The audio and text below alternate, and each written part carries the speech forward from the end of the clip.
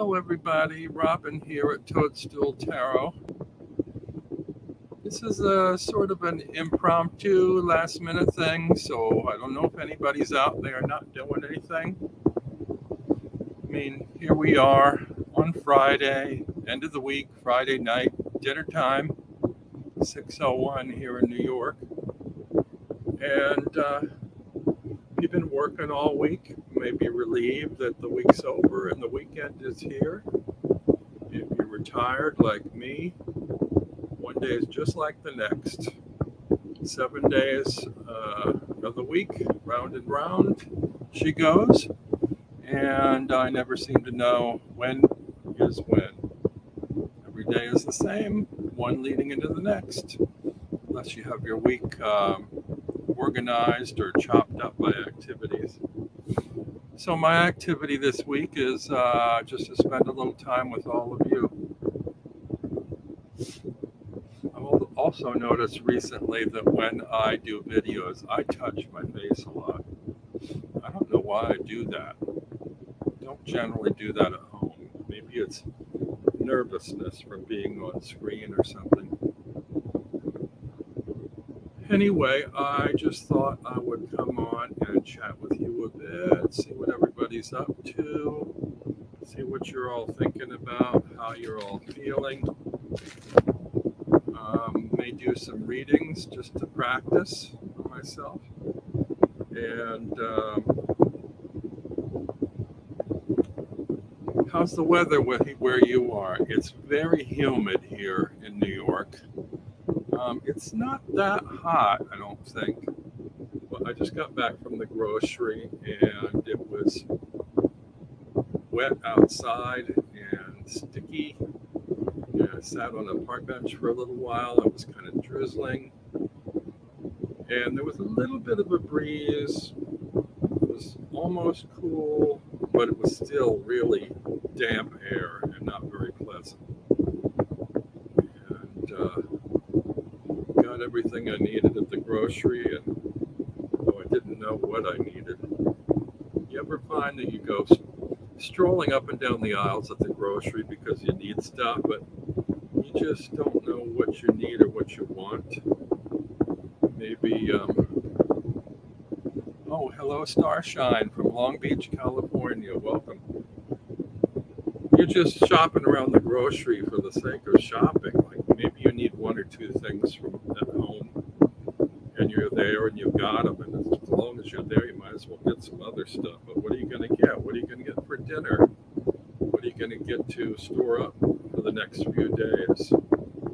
Now, I live alone and I don't have a great storage or cooking situation. I only have a microwave and a mini fridge. So it doesn't hold or store a lot of food. And I generally shop only, 1 to 3 days ahead and consume everything and then go back. So I usually go to the grocery maybe twice a week. Also, if you go more frequently, if you go less frequently than that, you've got to carry more home. And I walk to and from the grocery. So I don't have a car to tote stuff around. So I'm going up and down the aisles trying to figure out what do I want?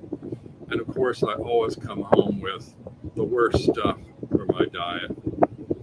I think I did go get down the produce aisle and I did buy a couple bananas and an apple. So that was kind of out of the way. I couldn't find other stuff that I wanted in produce. I seem to gravitate only towards fruit when I go down that aisle.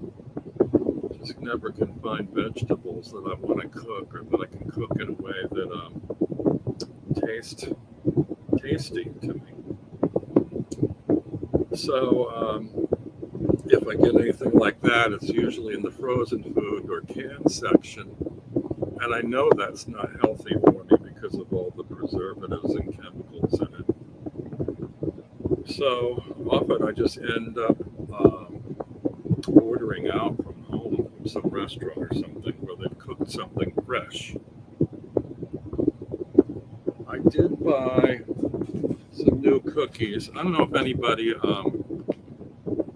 eats a lot of cookies. If they like the Milano Cookies from Pepperidge Farm. They seem to have a couple of new flavors.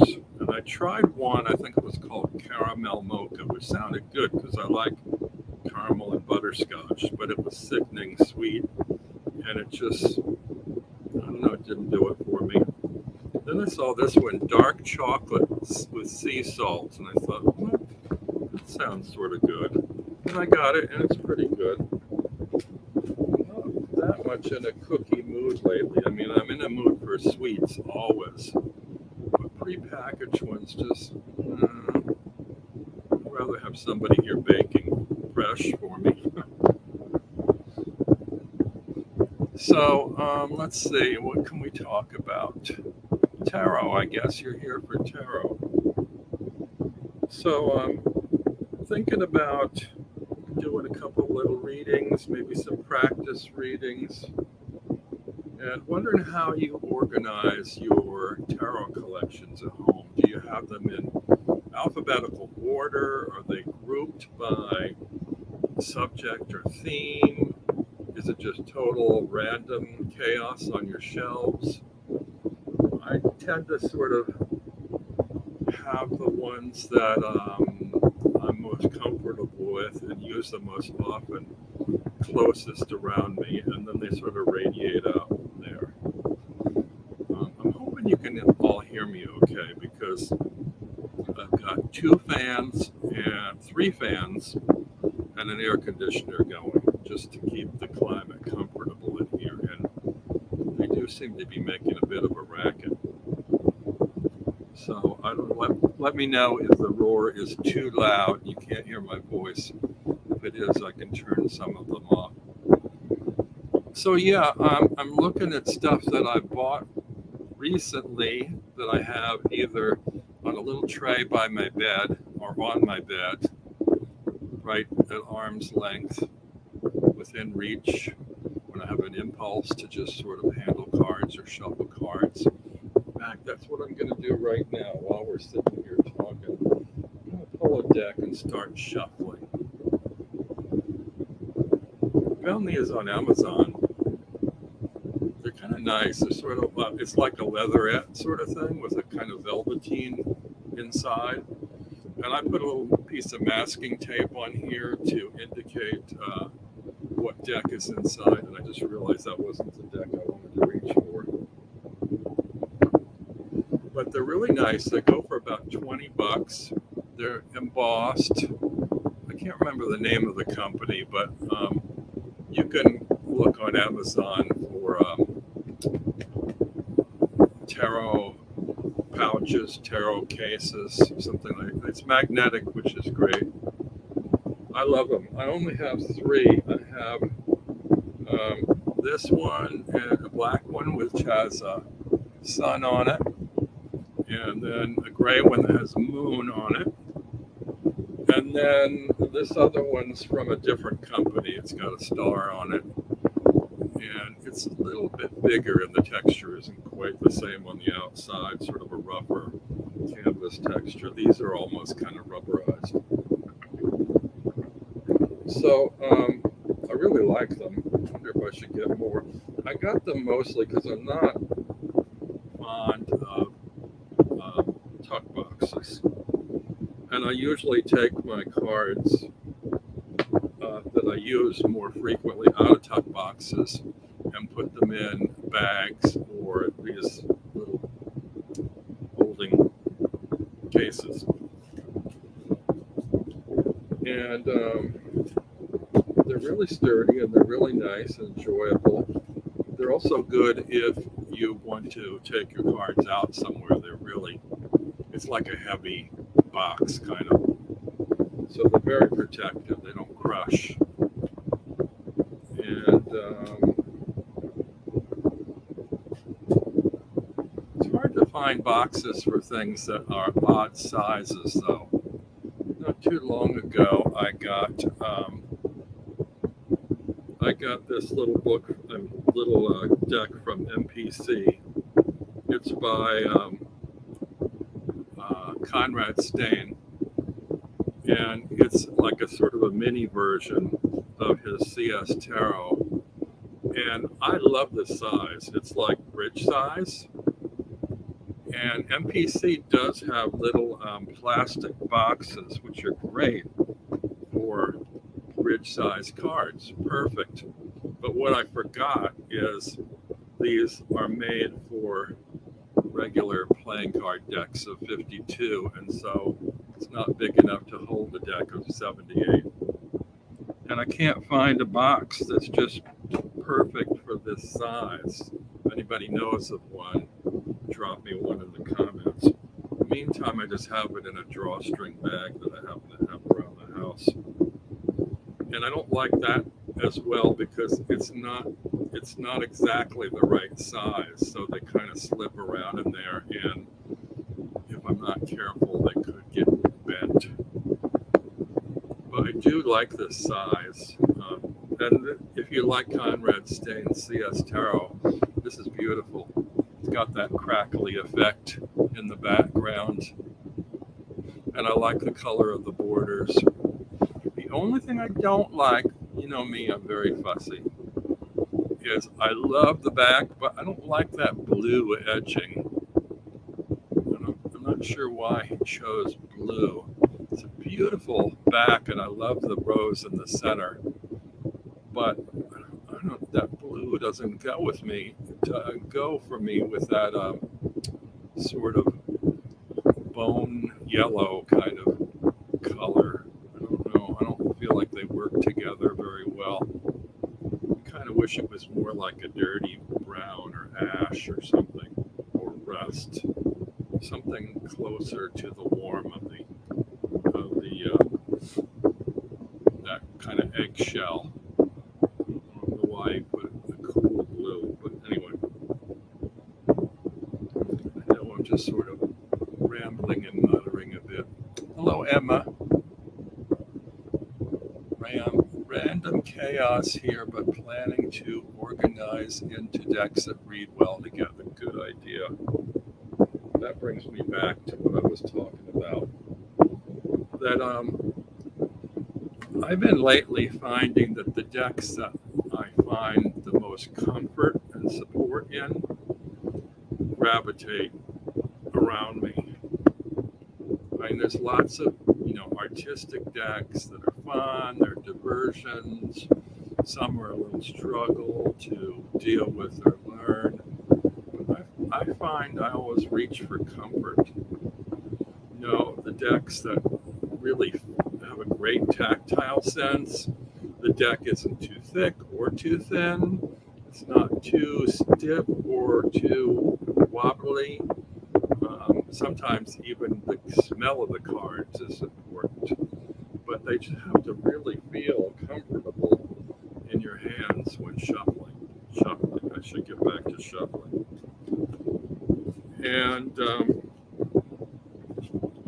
I have decks that I love the imagery on, but I don't use as often because the cards are matte, which I don't care for, or they're rose petal, which I don't care for, or they're glossy, which is not a favorite. I just sort of like a sheen to the cards. And they need to just really feel slick and slippery, but not jumpy.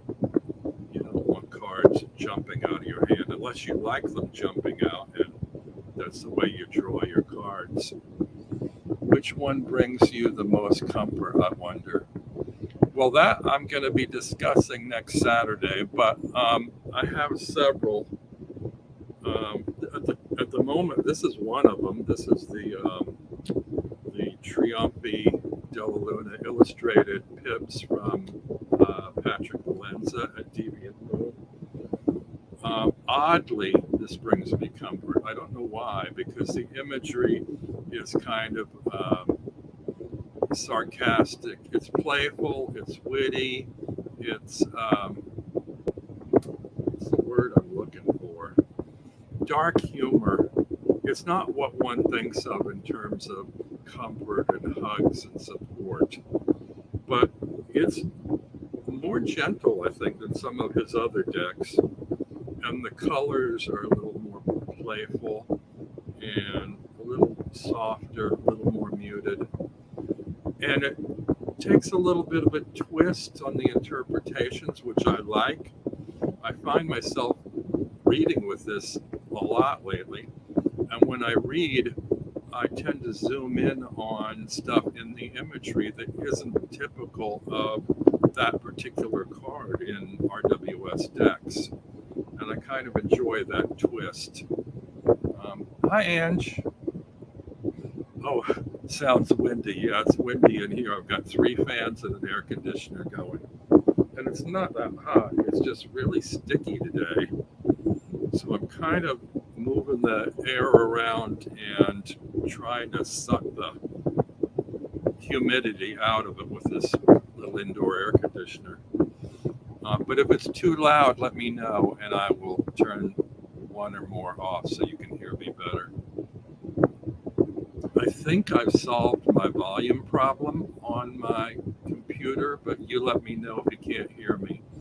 I've been having trouble making videos where the volume's really quiet. And moving the air is important. We have our AC on over here too.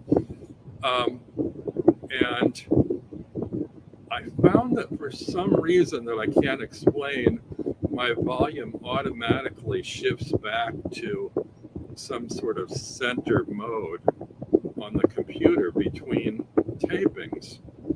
So I have to remember when I record something to go first into my preferences and then into sound and then shift the input volume all the way to full blast. And I believe that's doing the job. But you let me know. If it's not, then I still haven't figured it out. Oh, we got people coming in. Starshine says volume's good. Thank you. Carla Astrology, hello. And says, I think without the windy noise, we would be able to hear you better, but don't want you to be hot and stuffy over.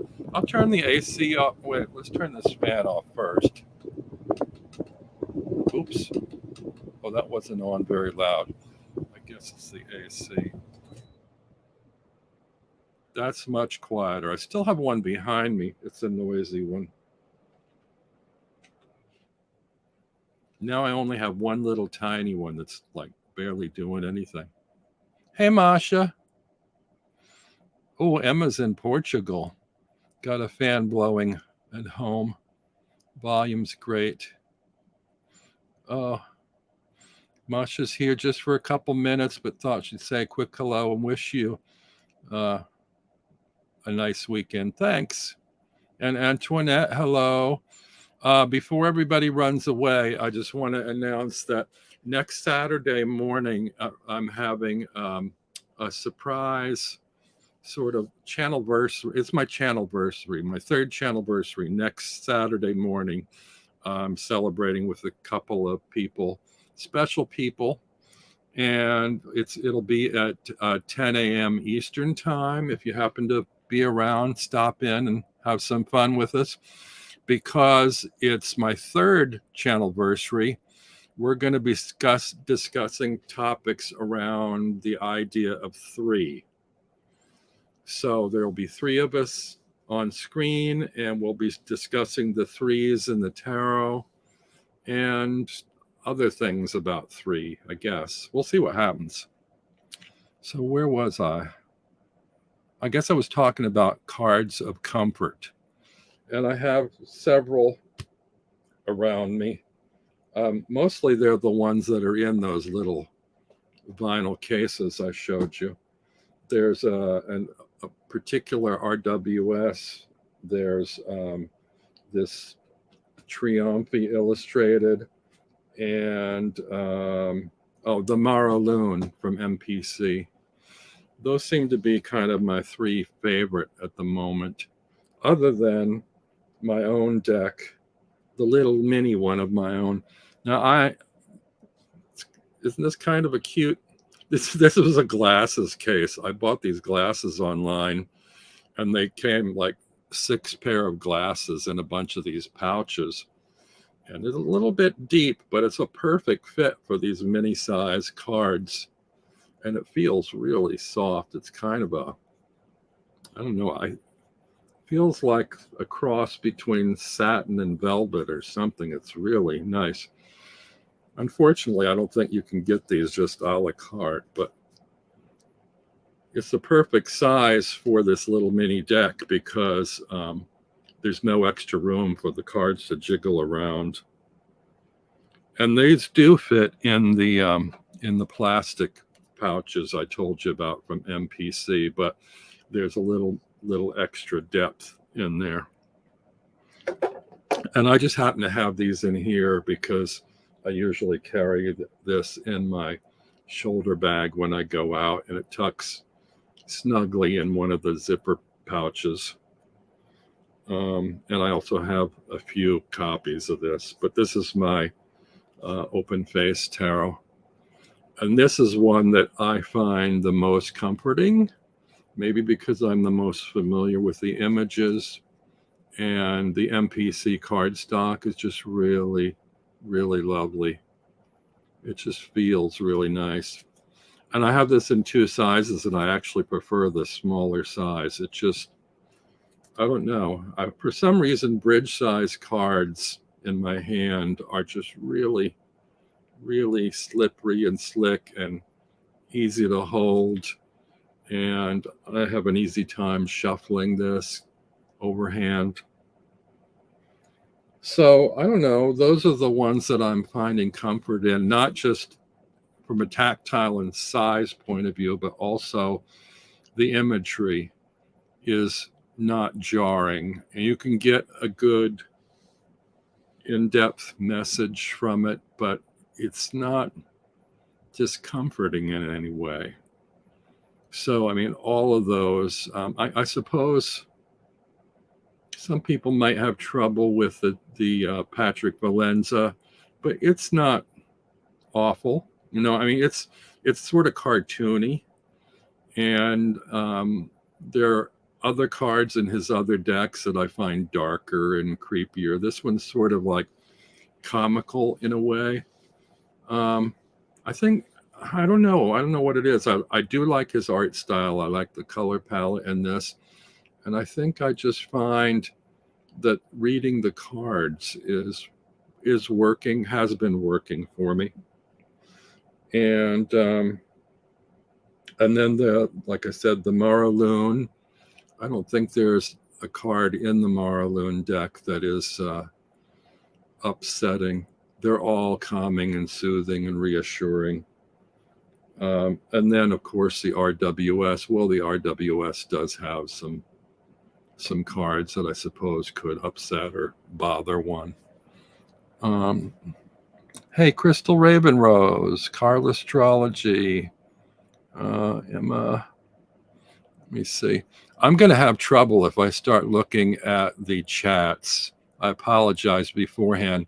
I did a really nice sort of practice reading video a couple weeks ago, and it went on over 2 hours. And after I watched it back, I found that I'm not a good multitasker. I can't read, I can't communicate on screen, and I can't engage with the chat at the same time because the chat keeps scrolling, and then I keep scrolling back to see what I've missed, and then I forget what I said and I repeat it. It's kind of a mess. I sort of need an assistant here with me to sort of keep an eye on the chat so I can do that, but try to do the other stuff too. And I can hear myself in my head just jabbering and racing along. It's tricky when you host a channel. I kind of feel like you don't want too much dead air in there. You want to keep the communication rolling, and that's hard to do when you're solo. I just haven't mastered the back and forth of the chat versus actual chat. Let me glance back. If I start repeating myself too much, somebody give me a heads up in the chat to let me know that I've already talked about that. Crystal Ravenrose finally got around to buying the medieval Scapini Tarot and the Golden Visconti. Lots of hellos. Oh, Is that Carl or Carla? Somebody says, hi, Carl. See, I don't know Carl astrology. Is it Carl astrology or is it Carla astrology, like all into one? I can't make out the image in the chat. Have you gotten Patrick's playing card set, Royal Mischief? I have it, and the thing I dislike most about that is the kind of steel metallic edging, which isn't like chrome or anything. It's kind of like dirty metal to me. I could file it off. I have been known to file off metallic edging. And also, it seems like an oddity, a collectible where you used to collect these old like bubblegum cards with comics on them or something, comical illustration. It kind of reminds me of that because it does have different illustrations on each card and they're really interesting, but I don't find that they read in a divinatory manner. And also, if I were playing cards with them, I think I'd find them distracting. And a lot of them, I think, are, I don't remember if they're all landscape or if some are landscape and some are portrait. So I just kind of like to look at the images in that deck. I tend not to really use it for anything. But it's interesting and fun and entertaining. Hello, Wood Thrush Cottage. Thank you. Okay.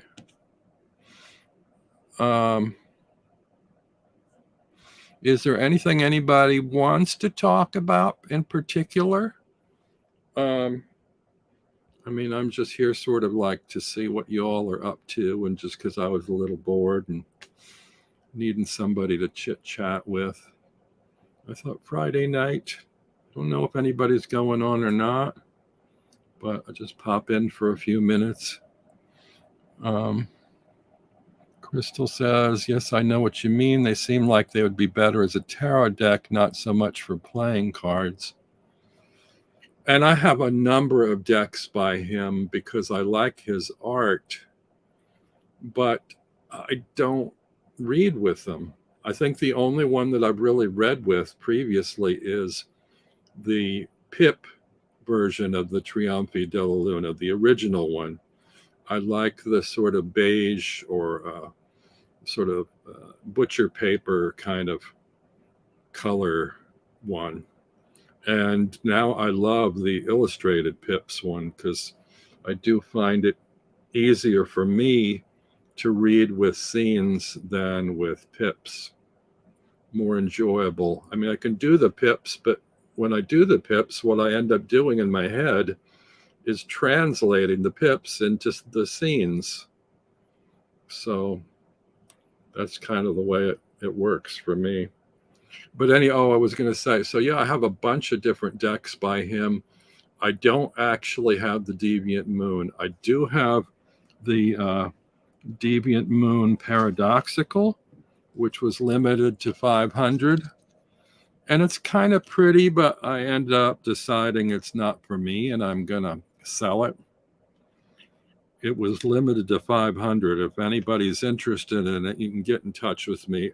Although I don't want to ship it outside the US. It's just too expensive and too much of a bother for me. But also, this was pretty high priced. And I think I ended up with shipping. I don't even know if I paid, if the shipping was included. I think I ended up paying like $95 for this. And it's out of print now. So if anybody wants it in the US for $95, let me know and I'll ship it to you because it's unavailable now. It's out of print. It's limited.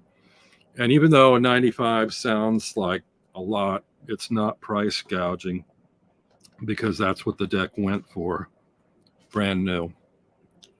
So I'm just kind of making my money back.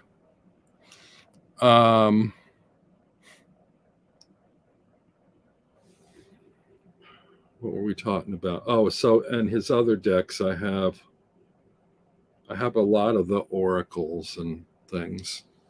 And I like the art. I like looking at them, but the pocket oracle, I'm really kind of down on oracles these days. I don't know why.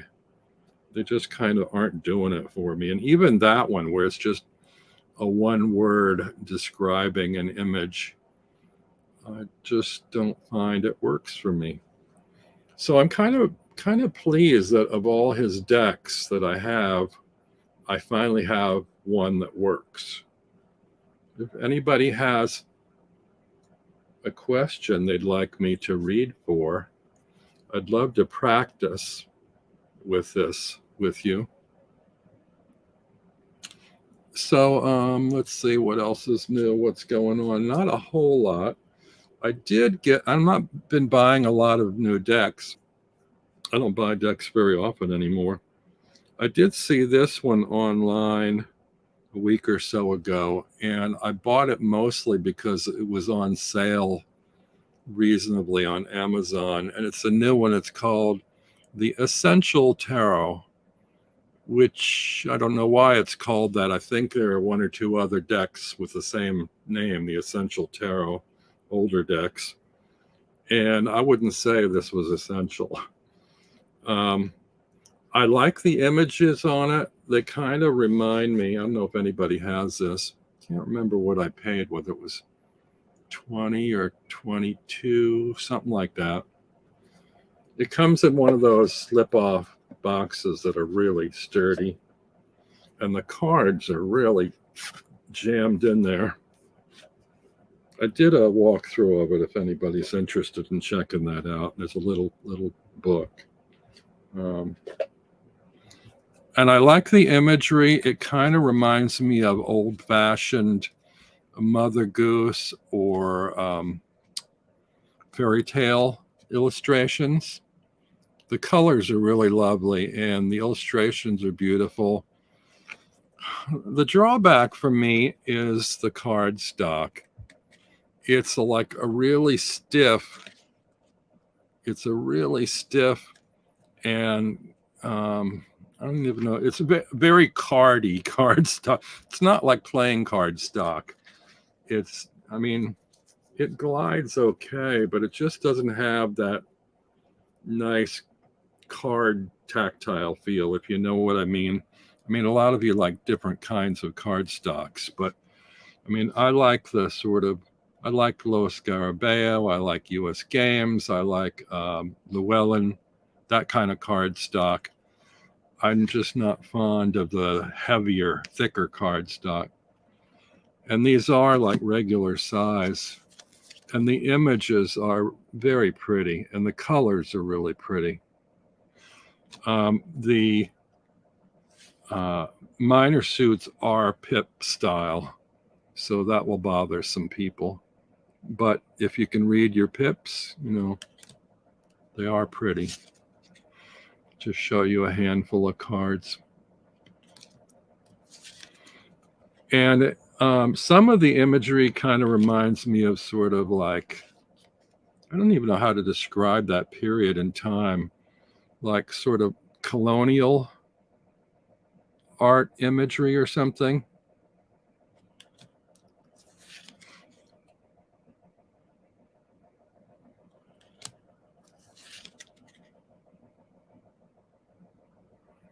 It's a nice style, and I love my stylized art in decks.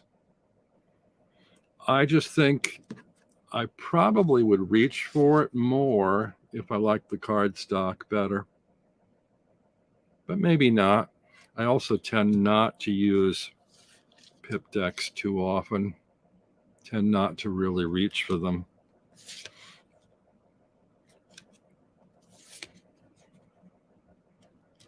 Kind of reminds me of Revolutionary War a little bit. Little Lord Fauntleroy. Let's see, what is this? The 10 of Wands. They're spears, these wands. And there's a snake trying to hold them all together. So I guess that reads as the 10 of Wands. Not sure about the snake aspect, but a little awkward to hold 10 wands that way. There's the Fool. I don't know why these remind me of old Mother Goose illustrations. And then there was one in here that had a kind of a French feel to it, if I can find him. It was one of the kings. Oh, here he is. Sort of like an F. Scott Fitzgerald dandy from the 20s or something. The King of Cups.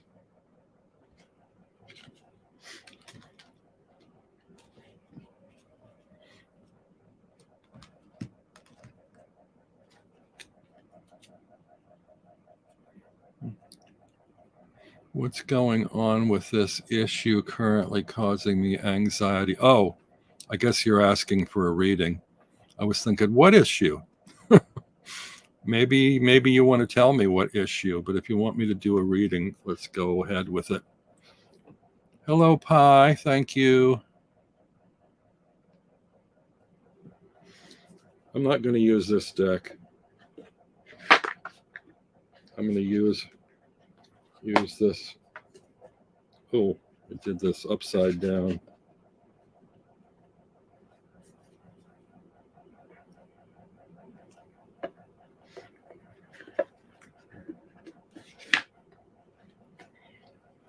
These are a little bit snug to get back in the box with the book. It's also one of those ones that if you pick up wrong, the bottom just falls right out. I'm going to try for your reading. Let me highlight it. Try, Antoinette, for your reading. Oh, I know you have this deck because you probably have 5 versions of it. I know you collect Patrick Valenza, but might be interesting for you to see, even though you're familiar with this deck, what I see in it that you may or may not see in it. Let's have a look. What's going on with this issue currently causing my anxiety? We're talking about Antoinette's anxiety, not my anxiety. Let's see what's going on here.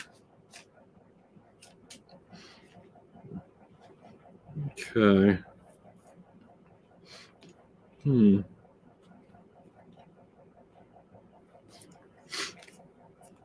Well, I did 3 cards here. This was something else I was going to say. I've been appreciating cards more lately out in the daylight. I have dark lighting in my apartment, or if I wear a headlamp, they just like blow me away. Wow, what beautiful cards. They're so colorful. Ordinarily, I just don't get that, the vivid quality. I don't have a proper table here by my computer. I do have this little wooden tray. If you don't have a table for your readings, get yourself a tray, a bed tray or something. And I also have a little reading cloth. It's always important to have a reading cloth so you can pick up your cards easily off of a hard surface. So now I'm set and ready to go. And I pulled your 3 cards. Tony. And yeah, I can see anxiety here. I've got the 8 of Swords, the 2 of Wands, and the Hierophant. Now, I always, when I do my readings in a 3-card reading or any reading really, I always work from the center out. For me, the center card is the center of the issue at the heart of things. And I would say the issue at the heart of things is the 2 of Wands. In this deck, the 2 of Wands, well, in most decks, the 2 and 3 of Wands are very similar to me. They're both kind of about making plans and sort of where to go next. This one, I'm not sure exactly how to read. It's looking in the direction of the 8 of Swords, which seems to be feeling a bit trapped a little bit penned in, pinned down. Maybe you're having, well, you said issue currently causing anxiety. I'm guessing if you're having anxiety, you're being kind of held in place over an issue and being kind of pinned down, trying to figure out what to do. Well, you're asking what's going on with it. And we have this observer in the Two of Wands. Are these coming out right way around? I'm curious because I'm seeing them right way around. And usually the titles, I think, go the opposite direction on my screen. So if you can't read the titles, something's wrong with my camera. And that's an issue for me to be anxious about. So the Two of Wands is looking over, reaching to, there's a gut feeling in the belly about this anxious issue. There's that finger to the lips up there is sort of like, what do I do now? What am I going to do? What should I be reaching for? I'm just not sure. And then the other one is like, I'm trapped. I'm all tied up. My arms are crossed. I'm bound at cross purposes. Everything I'm thinking about is pinning me down. All those swords have got me rooted to the ground. I can't move. I can't even see very well out of this thing. You can't see very well. How are you going to figure out what's going on? The third position is the Hierophant. And I think that's usually where we go to seek out help. Now, you may be doing that with me now, trying to get help out of me through this reading. Or there may be somebody in your inner circle that can help you. It may just be you're consulting your own cards, because the Hierophant could be related to the system of tarot, and going to the system of tarot or going to the institution, we'll call it, of tarot, to help you figure or sort things out. The figures in front are sort of praying. They seem helpless. They're sweating or crying. They're having some difficulty. The staff looks like a big question mark. So this trio here looks to me like it's indicating, yes, indeed, you're currently being caused anxiety. It's not really giving the answer to that yet. Let me just glance back here.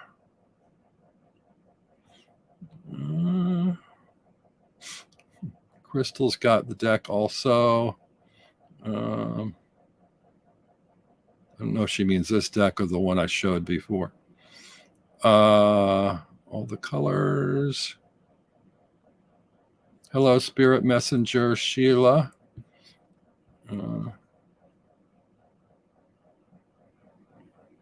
Okay, I don't know if Tony's saying that I'm reading correctly. Anyway, that's what I'm getting out of here so far, and it's not telling you anything because you wanted to know what's going on. And as far as I've looked at these three cards so far, the only thing I see going on is your anxiety is stressing you out because you feel a little closed in or trapped in your thought processes. A little bit of like, oh dear, which way do I go? What do I reach for?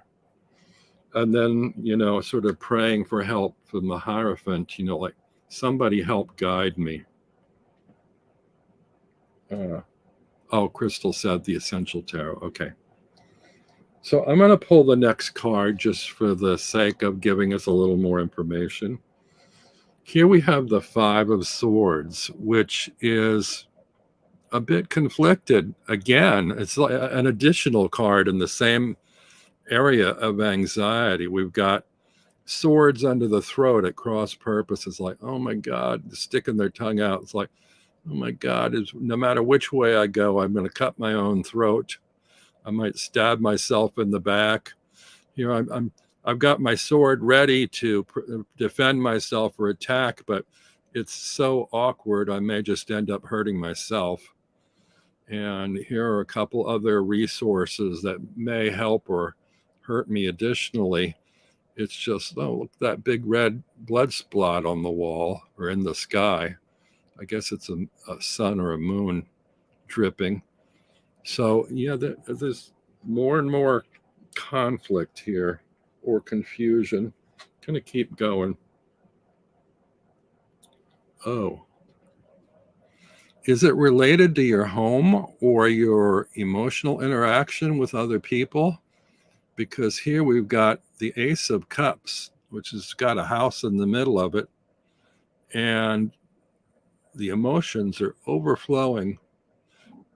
We've got a little angel down here, which is some degree of support or comfort, but it seems to have its eyes closed. We've got all these towers here, like everything's in order, but it's not going right. It's not really comfortable. It's like, looks like you're sitting on top of the world, but the world is flooding. It's just, this is not an at ease card either. Emotionally uncomfortable. It's hard to glean insight or something solid to look for sure. Okay. This is an odd reading because I'm already on the 5th card and I keep pulling cards and it's just more and more confusing. I may have to draw again. Maybe I didn't phrase the question quite right. Now we have the 6 of coins. For me, the 6 of coins is a matter of giving and receiving. Perhaps you're giving something that's not being properly received, or you're not giving what is needed, or you might be the one that needs and you're not getting what you need. You're being offered other things and you're not getting what you really need. You see the water from the head and this fish in the desert. It's like, I'm a fish, don't give me coins. I need the water, you know? You're being generous, you're giving me stuff, but it's not the stuff I need. Am I getting warm? I don't know, Tony. I don't know what you're anxious about. If you give me a little bit more about what you're talking about, maybe I can make sense of it in the cards.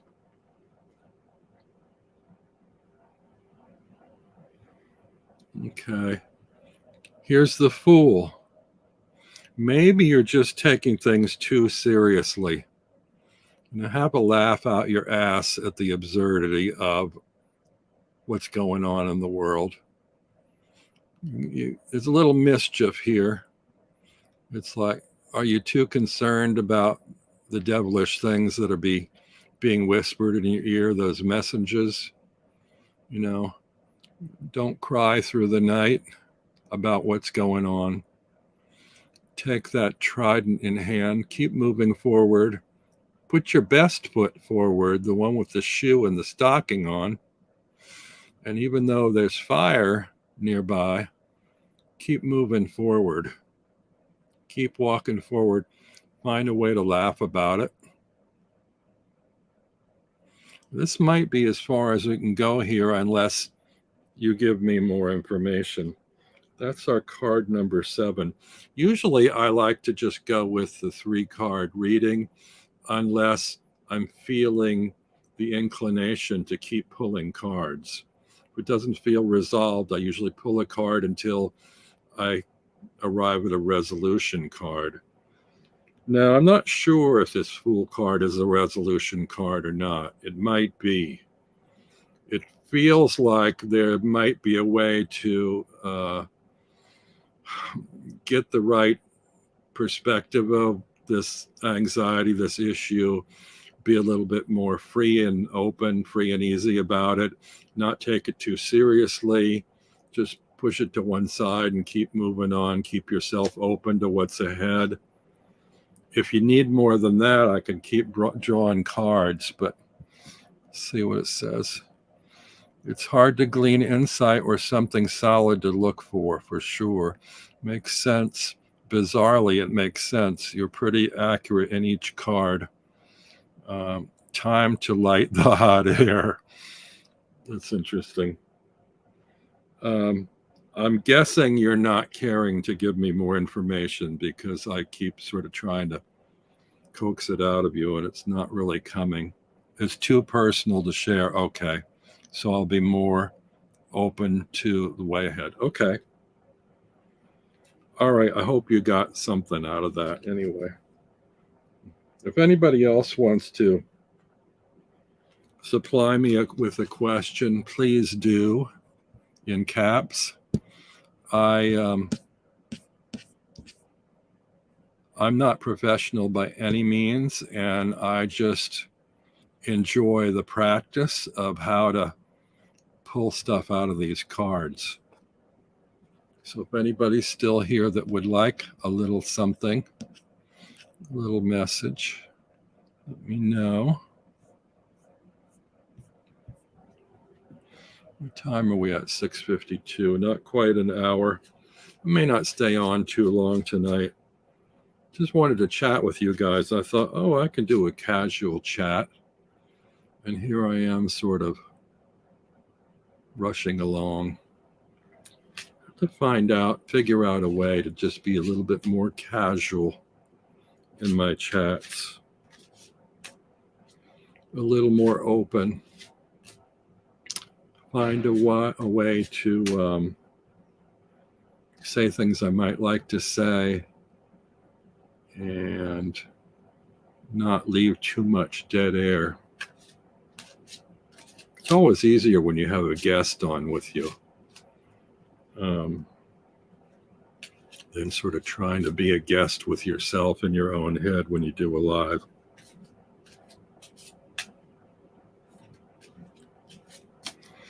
I might, since I'm not getting any questions, I might just go ahead and do a little reading for myself.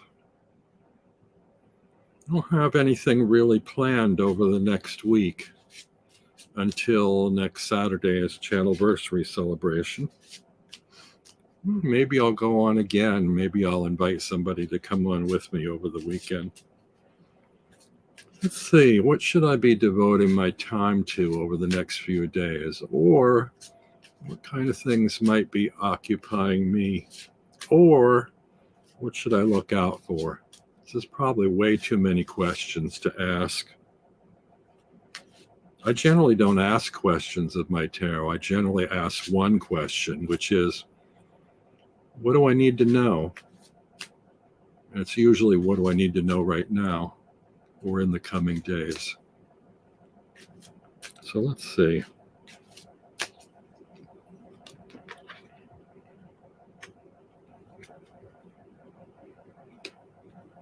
Okay. I might go to my inverse pyramid for this. Just since nobody's pressing me for anything, I got a little more time. So I lay out 5 cards. And the cards I lay out are the Knight of Wands, the Nine of Cups, the Two of Wands, again, the Two of Cups, and the Page of Coins. If this were the limit of the spread, I would probably find the Page of Coins a satisfactory ending card out of these 5. Now, for me, again, the center of this is the Two of Wands, which we just had in Tony's reading. So for me, it looks to me like I have possibilities ahead of me, but I don't know what I want to do next. Or I'm looking at this flower on the hill, I'm reaching out for it. I've got one flower. There's another flower there. Um, I'm considering, I've already got one flower. Do I pluck the other flower? Or am I happy with what I've got? I don't know. I don't think I am. I think I'm curious enough about either taking that flower or moving what's beyond the borders of this card. And what's beyond the borders of the card is the Nine of Cups. This may relate back to my diet again. I've noticed this lately because I'm diabetic and I tend to be lazy about my planning for eating. I tend to fall into a mode of grabbing the cookies or comfort foods rather than stuff that's healthy for me. And I'm sure that that's related to those cups, that, cups are emotions. Eating and emotions. Anybody else that has eating problems, I think most often they're related to emotions. You eat out of stress or discomfort, comfort food. You go for comfort food when you feel like you need comforting. Maybe instead of addressing things that are emotionally upsetting you or bothering you, might not even think they're bothering you. There might be an undercurrent of sorts. You don't sit and meditate or resolve them. You reach for a cookie instead, or a beverage, some sweet soda or ice cream soda, even better, and you're not paying attention even to your consumption. So you tend to overeat. You can't, one cookie's not enough. You have to have the whole bag, So that's something for me to be aware of. The Knight of Wands seems to be a desire to get things done and move forward.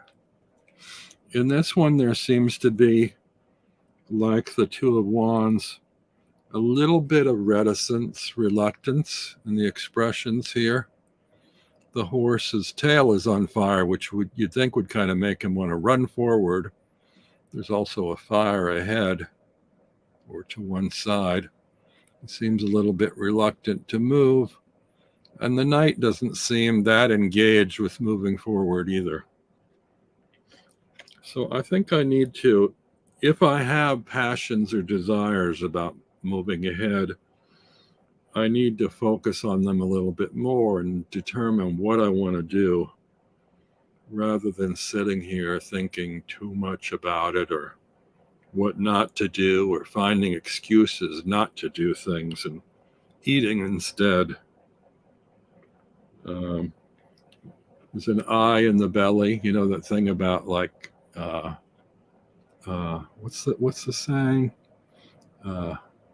My stomach is bigger than my eyes are bigger than my stomach or something like that.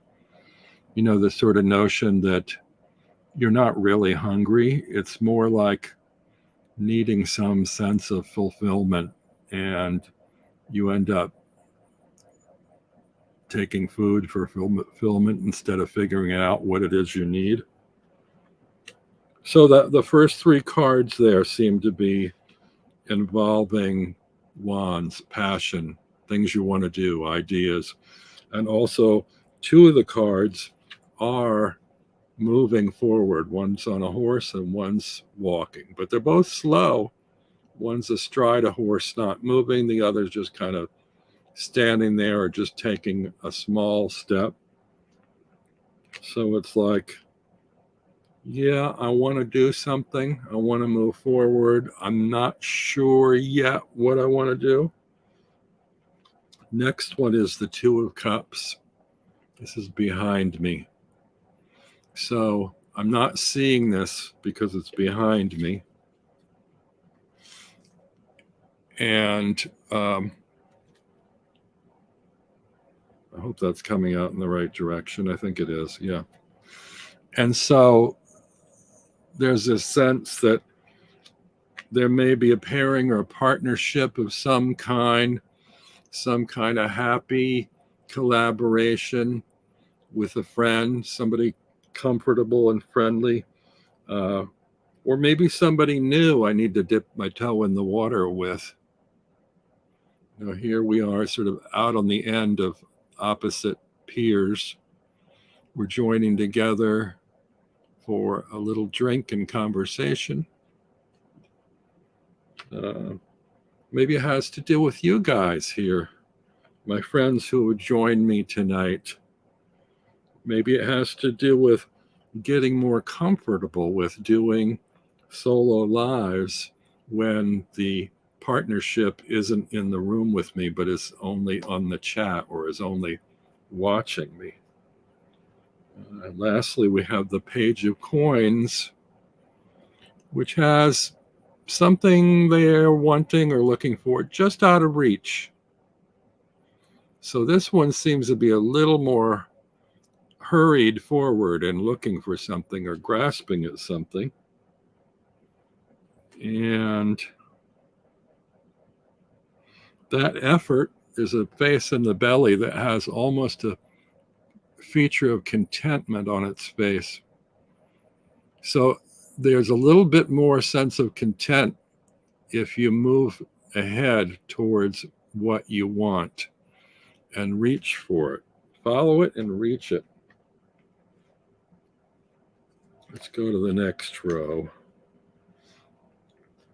Next row of 4 cards. We have the Queen of Cups. We have the 4 of Coins. We have the King of Swords. And we have the 5 of Wands. So, the Queen of Cups is holding a cup. She's holding on to her emotions. The cup is full. It's not running over. She's clutching at that thing that fills her cup, her emotions. She is knee deep in the water. So she's feeling her feelings, holding on to them. She needs something. She needs something that will put her emotionally on the right track.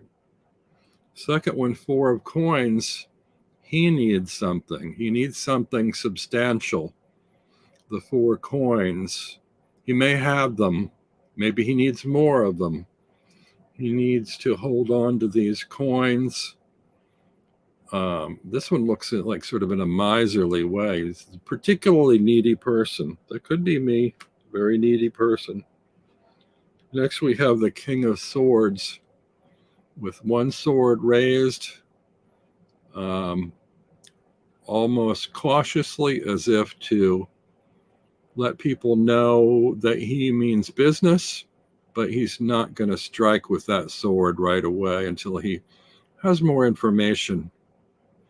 And then there's the other sword behind the back in preparation of attack, or he has just attacked something. Now, in terms of information, swords is information. He's studying something ahead of him. He's attacked some bit of information already that's behind him. So it might be that he's gotten something out of that information, but he's looking for more. Then the next card is the 5 of Wands. A bit of struggle and discomfort among these 5 in disagreement or argument over something, trying to settle or resolve or sort something out. Well, the sorting out wands could go with the earlier notion of having a passion about something, but not certain which direction to move with it or what to do with it. I probably have made this reading too complicated in choosing a 5-card or inverse pyramid, because That involves a total of 15 cards. And you can't see the clusters very well here. If I go back to the first triplet, we have the Knight of Wands, the Nine of Cups, and the Queen of Cups. So 2 out of 3 of those are involving emotions, cups. The Queen of Cups is like needing that emotional cup. The Nine of Cups has already partaken of too much emotion, too many cups. And the Knight of Wands is wanting to sort of drag the other two away from their emotional hold. The next triplet is the Nine of Cups, the Two of Wands, and the Four of Coins. Now, the Four of Coins in relation to the Nine of Cups and Two of Wands looks to me like somebody who needs something but isn't sure what they need. They're a needy person, emotionally needing and passionately needing something, and they've got a lot of stuff already, but they need something they don't have. The 4 just isn't enough somehow. Or maybe they're trying to make sense of that 4 as if that is enough, but it just doesn't feel like enough somehow. Next, we have the King of Swords with the Two of Wands and the Two of Cups. So we have here, he's moving forward in the direction of that coupling or that pairing. So I think that's a good step, actually. He's taking steps to move forward from which way to go to who to go with. And then the last trio here in this line is the Two of Cups with the Page of Coins and the Five of Wands. This is a bit of a pull back again. The king has moved forward. He's found a pairing, and the pairing is helping him move towards something he wants.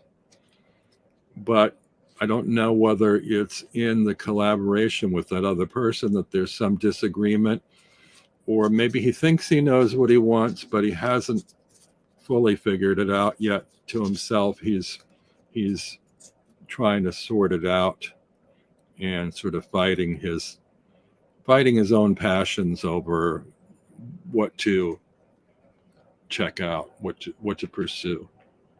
Sorry, folks. Let me go back a little bit. Okay, Tony needs to go. Goodbye. Thank you. Lisa Ryan, hello, a new subscriber. Like the way you interpret your cards. Thank you.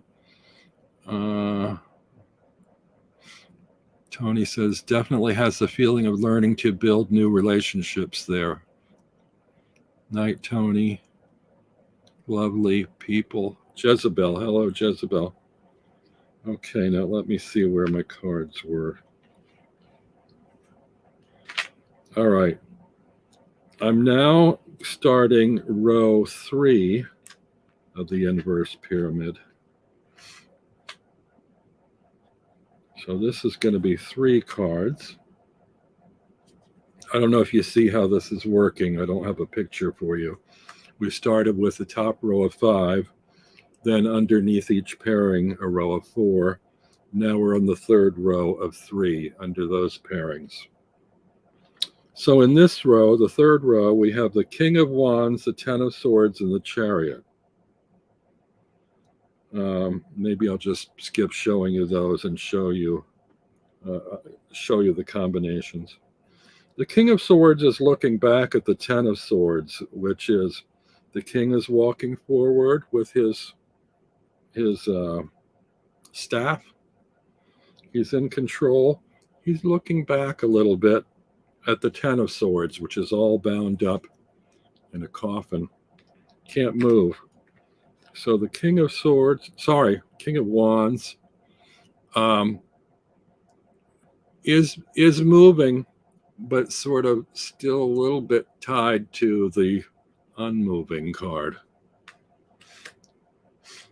And then the third card in that row is the Chariot. Now the Chariot can be faster moving, but it can also be the two horses fighting each other, or the wheels going all wonky and the Chariot not moving as fast as it'd like to go. So I think we have still this element of difficulty moving forward. The Ten of Swords feeling trapped, the King moving forward but looking back, the Chariot moving forward but struggling a little bit with the horses. Now in their triplets, we have the Queen of Cups, the Four of Coins with the King of Wands. So the King of Wands in relation to the Four of Coins and Queen of Cups. The King of Wands is he's not looking the same direction as the Queen of Cups. The Queen's needy, she's grabbing emotionally. The King seems to be going the other direction, trying to say goodbye to all that drama. Maybe even not stand in the water clutching at things, but going out into the water to get away from her, or walking away from her, or trying to find a way to not pay so much attention to her. Then we have the Four of Coins again with the Queen of Cups. Still that neediness. Next group, I'm lost here now. We got 1, 2, oh. Next group is the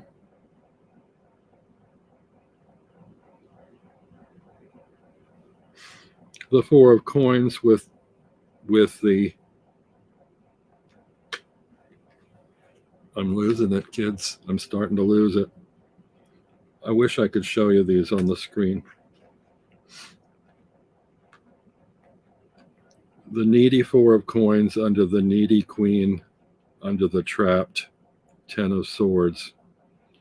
Okay, there's still a kind of frozen in place attitude about needing things. I'm going to shift over to this next card. The King of Swords with the Ten of Swords and the Chariot. Okay, the King's moving forward away from that trapped feeling, away from the Chariot that is moving, but maybe not moving. They're not moving the same direction. The Chariot's moving one way, the King is moving the other way.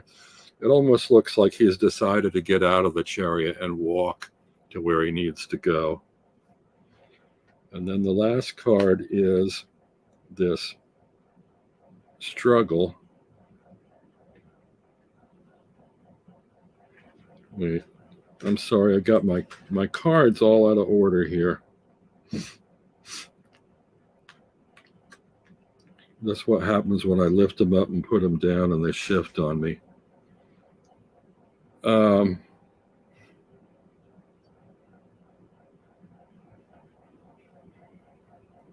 See, I'm probably going to end up erasing this live because I'm getting so muddled. The last trio in this line, I'm not going to move the cards. I'm just going to tell you. The King of Wands under the Queen of Cups and the Ten of Swords. So there's this notion of clinging and trapped, the King walking away from that. The Four of Coins under the Ten of Swords and the Chariot, that clutching on to things, not being able to move away from that. The Chariot's not moving. The Ten of Swords aren't moving. The Four of Coins isn't moving. That's holding on to that neediness. The King of Swords under the Chariot and the Five of Wands. The the Chariot wanting to pull away, the Five of Wands arguing over the pull away, the King with two swords trying to decide, do I go? Do I stay and argue? What do I do here? How am I going to move forward? Okay, I think I'm caught up now. The next line, see, I should have done a pyramid of 3 instead of 5. It's too many cards. It's not too many cards when you're meditating on them alone, but when you're trying to do a live and you don't have an overhead camera to use, it wasn't the best choice.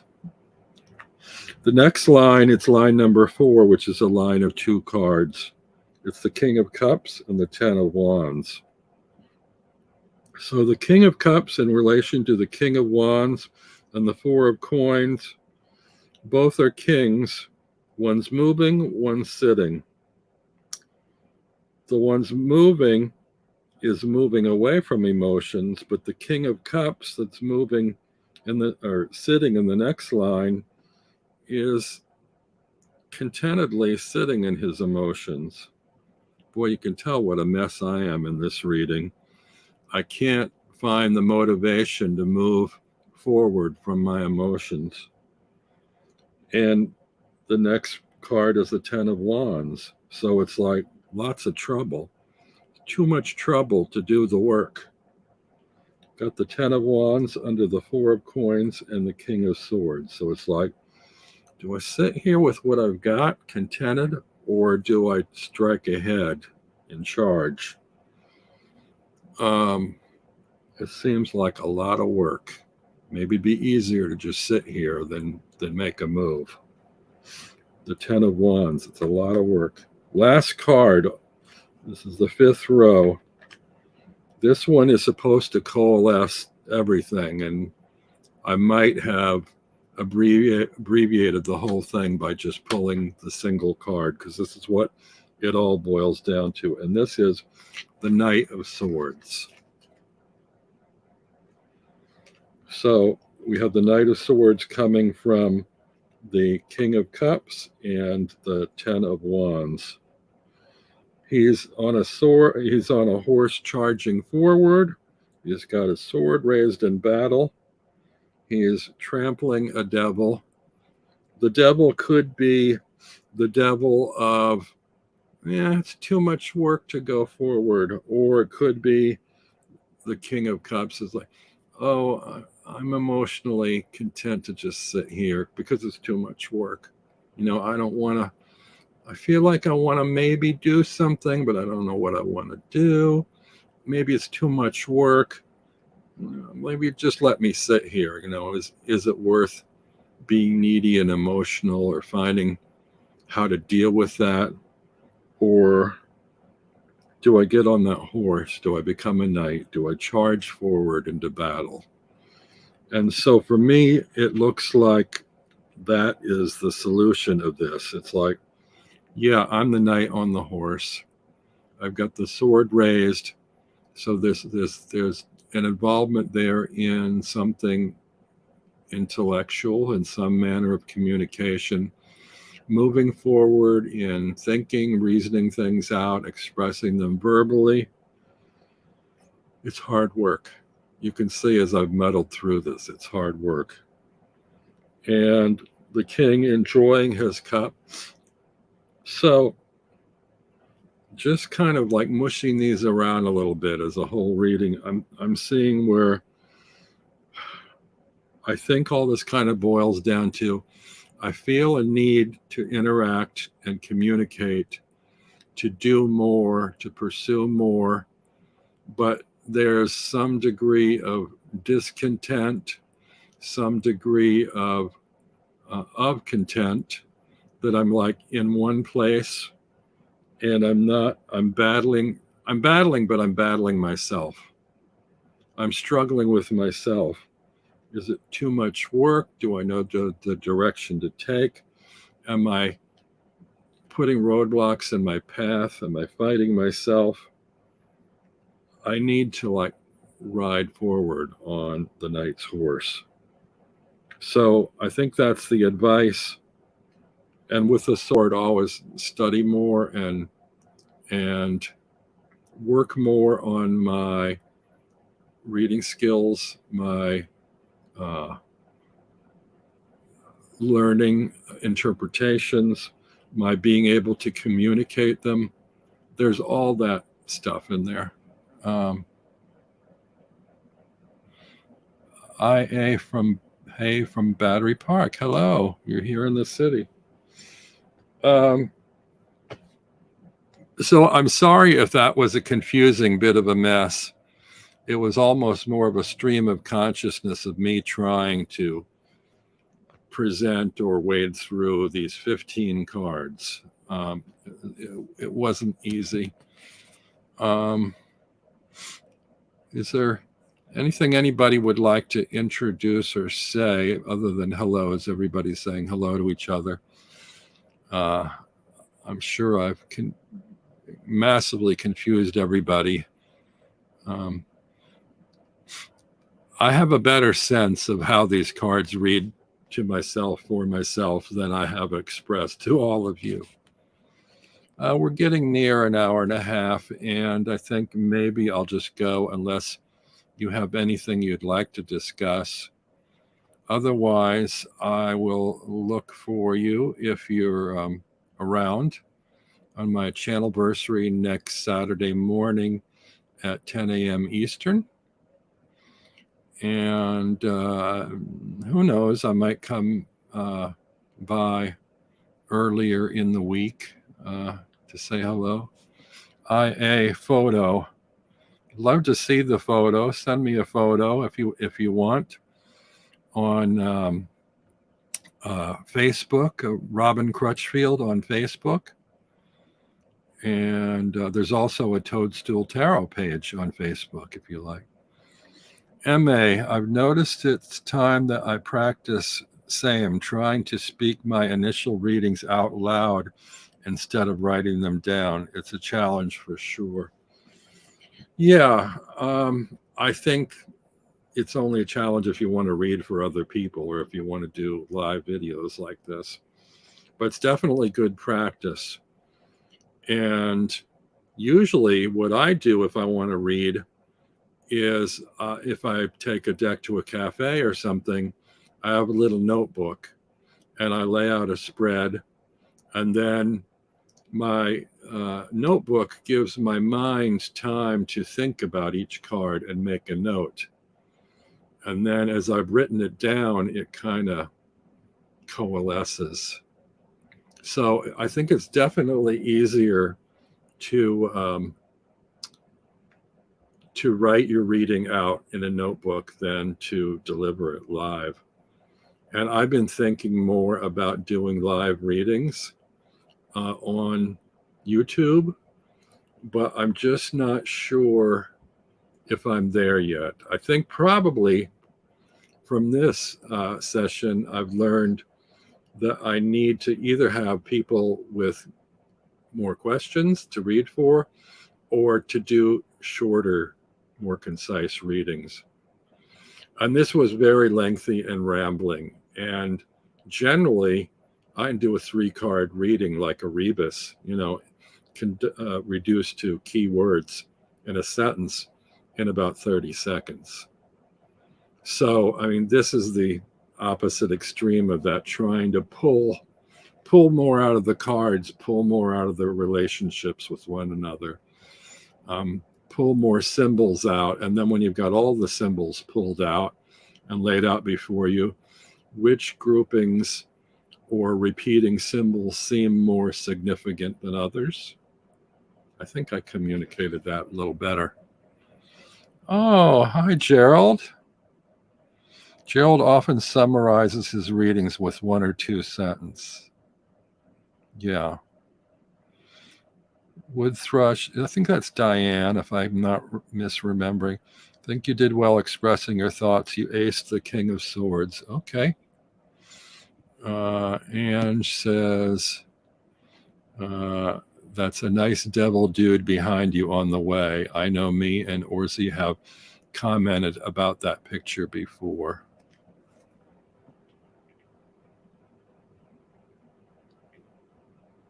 I don't remember which card that is. The devil behind you. Not the knight.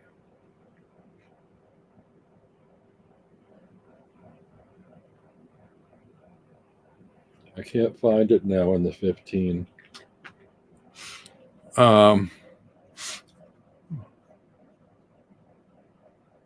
The more you do it, the more comfortable you will become. I think you're a great reader. Thank you, Ange. Yeah, I think I'm sort of through now, as I discovered last time. I can read if I can focus better, but if I get too caught up in multitasking with the chat or with a too complicated spread, I have more difficulty. So note to myself, be a little bit more cautious about my dealings with the chat because it does scroll by fast. And hello, Kristen. She was here last time when I had trouble. I ended up scrolling back and started repeating myself. I think we both thought I was having some sort of mental episode. But really, I haven't had an issue since. And I think it's mostly having to do with trying to multitask and fill dead airspace, and the chat keep scrolling and jumping ahead. Anne says the devil on the wall behind me. Oh yeah, there's a little wooden devil figure. Sorry. Okay.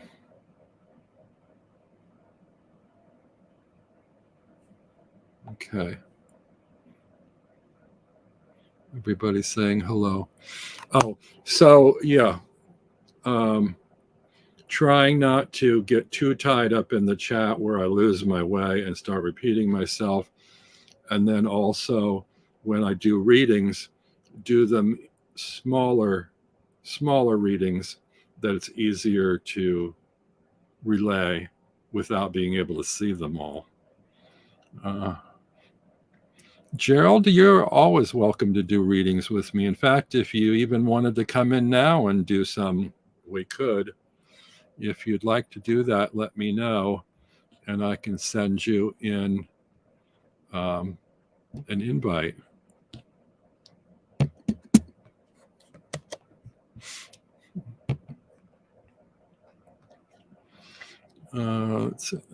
Ange says, yes, many of us would read with you. Just let us know. Ange, I'm going to not invite you tonight just because Secret, she's one of my 2 guests on Saturday for my channelversary, and we're going to be doing readings there. So, yeah. Reamce, Reams? I don't know. I'm not sure how to say that. I watch your videos all the time, so I thought I should drop into the chat and extend my thanks to you for the amazing videos you make. Thank you. Thank you so much. You're too kind and too generous. I appreciate everybody who's here, everybody who watches. I actually turned off my the count on my channel. Some people were taking issue over people that sort of like wallow in the number of their followers, and that, you know, that either encourages or discourages people from watching. I'm not sure what that's all about, but I thought, oh, I'm often curious to see how many people are watching other channels. And I saw that you could turn off the notice of your subscription numbers. And I thought, okay, I'm not going to pay too much attention to that for a while. I'm going to turn it off. And I did find that you can still check on it in your channel statistics or whatever if you want. It doesn't have to physically show. But I also got a notice the other day from YouTube saying that by the end of July, you're not going to be able to hide your subscription numbers. I'm not sure why they're doing that, but until then, I probably am not going to bring that function back. And then, come August, you'll all see how many people are subscribed here. Yeah, Anne says, as of July 29th, YouTube will remove that option, so all our accounts will show. Yeah, I don't know that it really matters that much one way or the other. I'm not sure why some people like them or don't like them. I think the problem I have with them is if you have large subscription numbers, if people think, oh, they've got a lot of followers. And I previously did a video about community and ganging up on people. And I feel like if you have a lot of followers, people think you're a big deal or something, and they tend to want to file in behind you, and I'm not about that. I want everybody to have their own opinions, do their own thing, share their own diverse ideas. So I don't want just yes men and women or whatever, so I think that's one of the reasons why I hid the number. But I think we're all probably just making too much of that.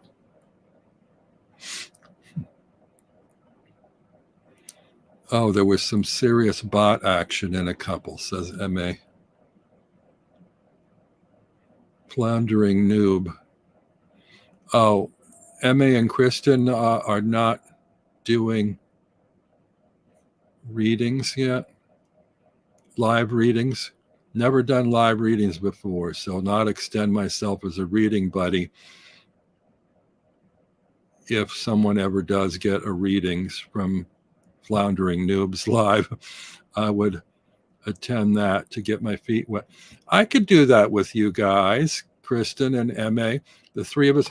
We used to have a sort of a practice study group where, or a couple of them actually, where we do spreads and we're in a group and each of us takes a turn reading. And then after they've done their interpretation, the rest of us chime in, not how they should have read, but how we would have read the cards or things that we noticed in the cards that they hadn't mentioned.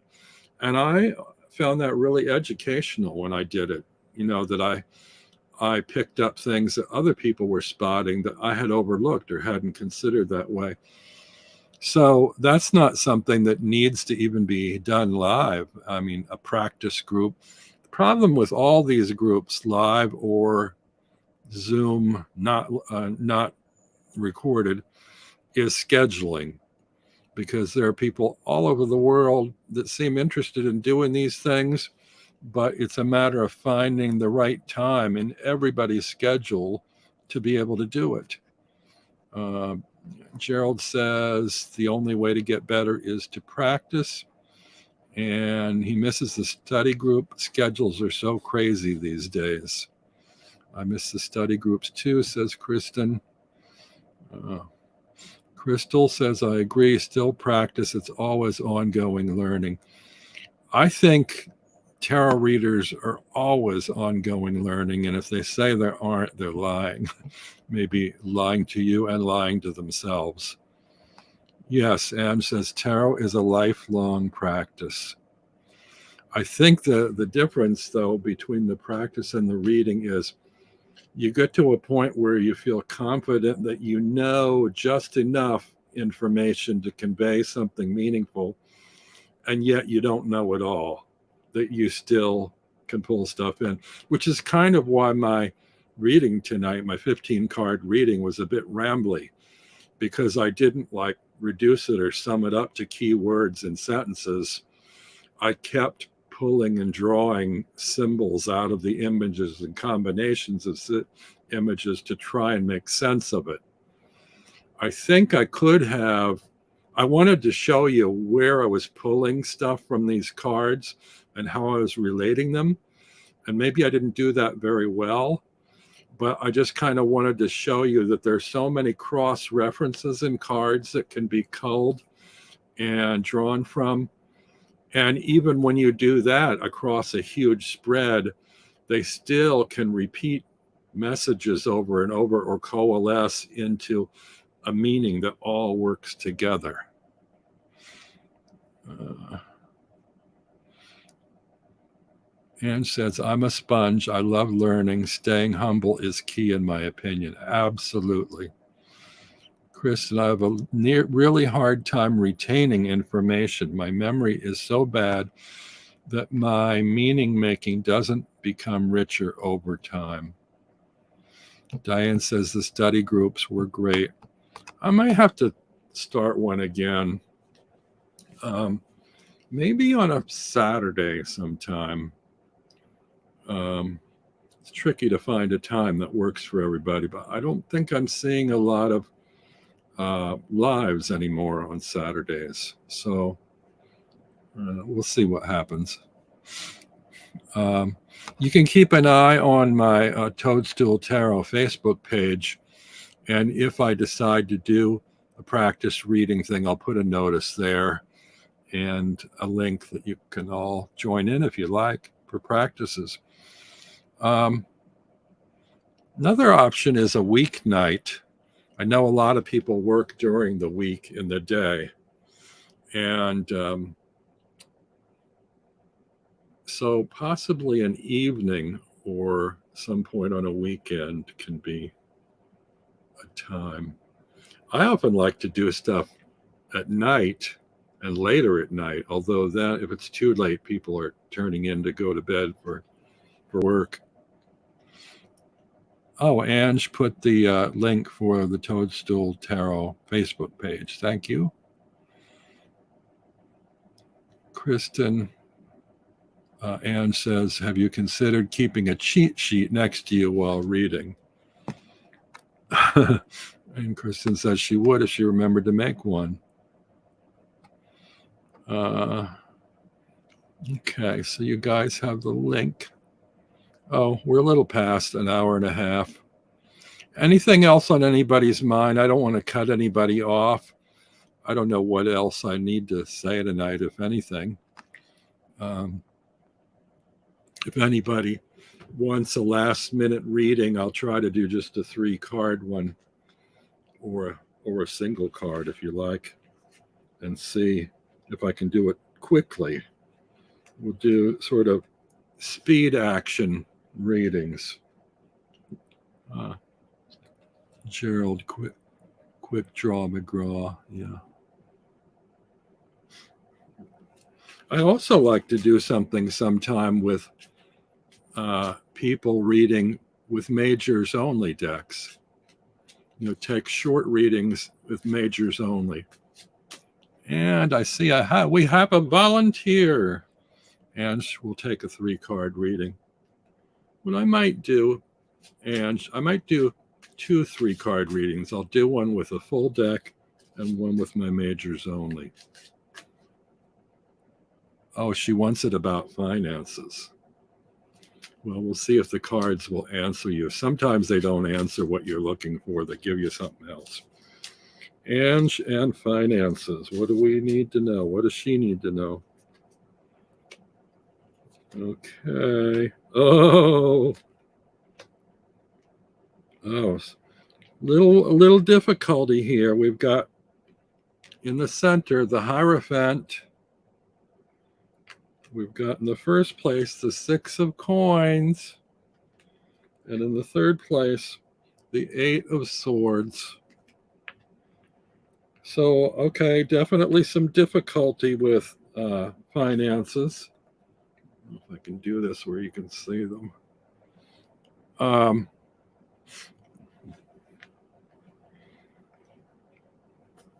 not sure what your situation is with finances, but I see a fish not getting what they need. So we have 2 figures in the first one, somebody giving, somebody receiving, but I have to figure out how to do this quickly and not go too much into it. But these cards are so rich with symbols. Well, if I start with my usual card, the center card, the Hierophant, you're looking for guidance from some manner of institution. So you may be looking for a loan from the bank. You may be looking for somebody who's got a tight rein on your purse strings. you're balancing your bank account, trying to figure out how best to deal with your finances. Where was the question again? Here. Oh, just about finances. It looks like you're looking for guidance about the finances. Somebody who maybe knows more than you, or maybe is more clear-headed about sharing what they know about finances than you. Financial advisor, that sounds good. Either financial advisor or somebody in charge of your bank. Maybe that's you, or maybe somebody at the bank. See, I don't know. These are the kind of things in readings I need a little bit of back and forth with. And if I do that in the chat now, I'm going to completely lose myself.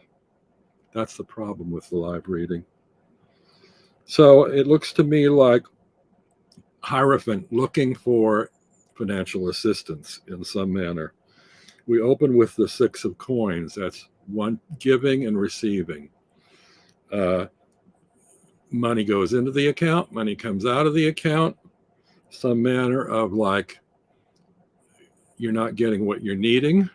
Maybe you're not getting what you're needing about your investment, or there's not enough in your account that you'd like for what you want to use it for. And then the third card, the Eight of Swords, is all tangled and tied up in things, and it's all swords. So it seems to be you're all tied up in thinking about your finances. So I guess what it comes down to is the notion that you're not getting what you're needing with relation to your finances. You're looking for assistance from some place of somebody who knows more about these things than you. And you're in a position where you are tied up mentally over this and don't know what to do. That's basically the situation, I think. I might pull another card for you, but let's see.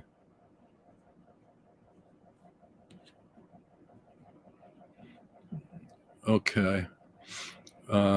Kristen will take a 3-card reading, but let me see. I'll put her there. I'll be back. Be back in a moment.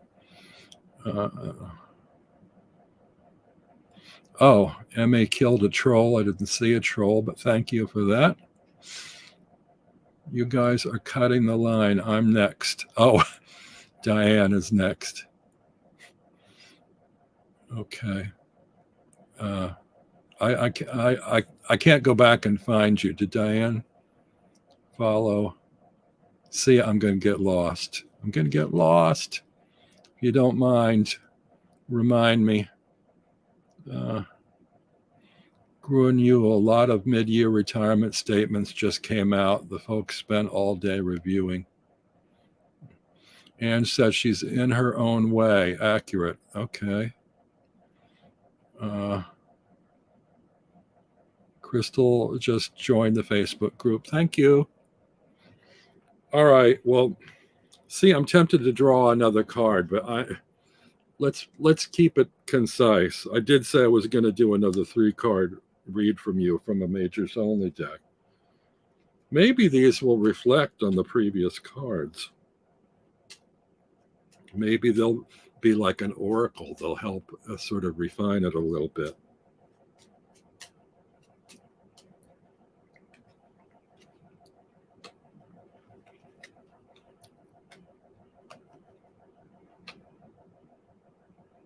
Okay. And I have Lovers. Not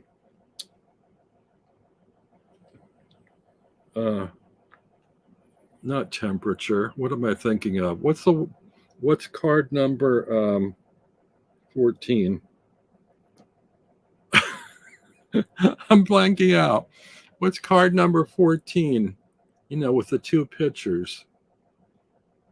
I'm losing my words. The first card is Lovers, which is under the 6 of Coins. That looks like a partnership involving your finances and your wants versus your needs. The next one is the Temperature. temperament,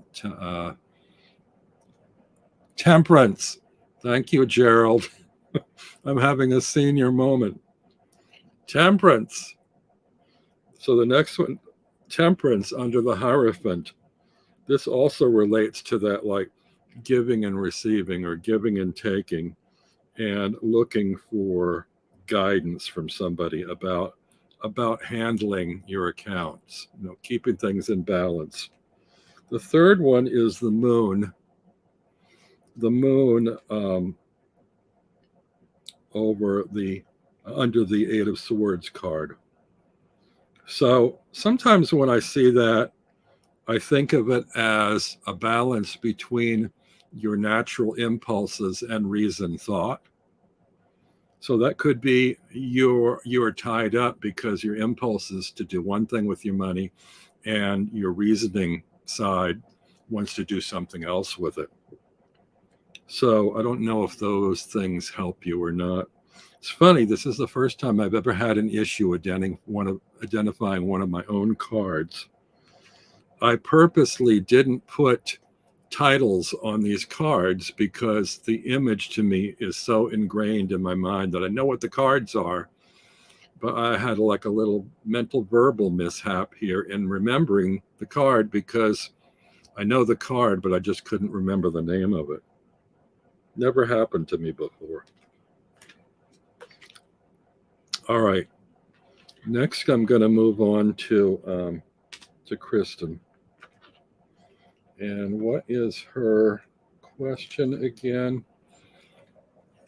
She'll take a 3-card reading. How will my visit to Pittsburgh tomorrow to celebrate my sister's 10 years recovery from narcotics addiction go? I'm socially anxious about the party. Well, let's see, Kristen.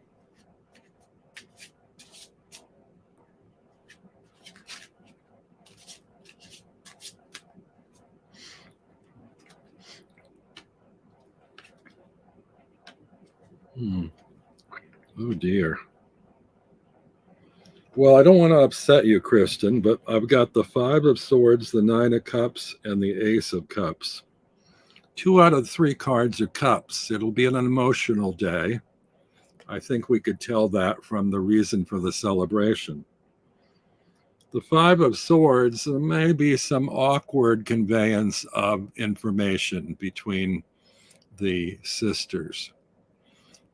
You're what you're trying to say to each other may be at cross purposes. That's the cross swords under the chin. Oh my God, sword behind. Do I have to defend myself? Am I about to cut my own throat with regards to this communication with the sisters? The 2 swords are the things left unsaid that need to be said, but if I do say them, what's going to happen? It may end up, here's the 9 of Cups. Gatherings usually involve a meal or drinking or something. Be careful not to overdo it. Also, you drink a lot when you're in difficult situations, which tends to be, maybe if it's uncomfortable, you'll be over drinking. It may loosen up your tongue a little bit more. Might make you sick, not just physically from the drinking or overeating, but also you may feel a little bit overwhelmed by that degree of emotional sharing. And then lastly, we've got the Ace of Cups. This looks to me like a whole house full of emotional overflow. So, and you said it's a party. So, yeah, there will be drinks consumed, I'm assuming here, and information consumed revolving around emotional feelings. There are swords, which are also hurts. So I think there will be possibly some repair, but the repair will come through the information exchange, and you have to be a little bit diplomatic about how you share the emotions. So how did that go? Let's see.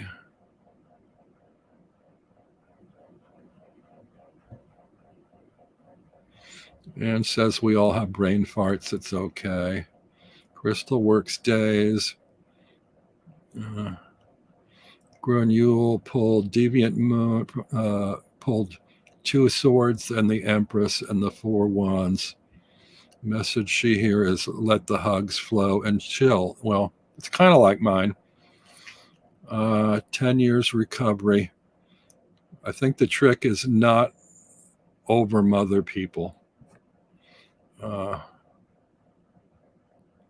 Lord, it just occurred to me that I'm going to have to talk about stuff to do appraising and emotions. I hate talking about emotions. Don't overthink or don't overdrink. Check. Right. Yeah, it looks to me like you know, because you're uncomfortable with the communication over emotions, you may recede or retreat into drink, and be careful about that. So I think it'll be okay, but it's like be a little bit guarded. Keep an eye out for over drinking, overthinking, oversharing. Be supportive, but don't go overboard. You know, you're with your family, you love them, you want to be supportive. You don't want to dredge up too much of the past. Let them talk and be heard. You know how important that is for people. If people need to be heard, they say what they want to say. You don't have to draw or pull stuff out of people usually. And the sisters may just want to celebrate and not really dwell too much on how they got to where they got. They may just want to celebrate that this is something that's in my past. I've overcome it, and I'm really glad to be with you. So think about those things. I do love the fact that on this card is overflowing, is sort of the watchful angel. And overflowing can be not just unhappiness, but happiness too. Happy home. You've got there a house on top that is topped with flowers blossoming in their own way, in their own rate of growth. And yeah, I don't know. I hope that was helpful somehow. Let's see now if I can do this without screwing up. Crystal, I have a small wooden tray that I also use for my cards. Sometimes I'm away from my tarot table. Yeah. Kristen Louise called out. Wonderful. Thank you. Great. Now, if I can find them, scrolling back without royally screwing up, I'm trying to remember what other people had readings they asked for. I think Diane, if I can find her.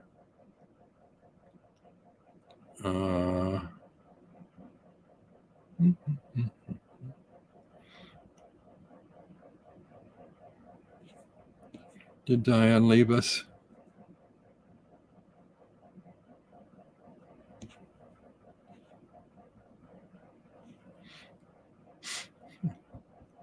Oh, I just found where she says she's next in line, so I got to scroll back farther to find her question.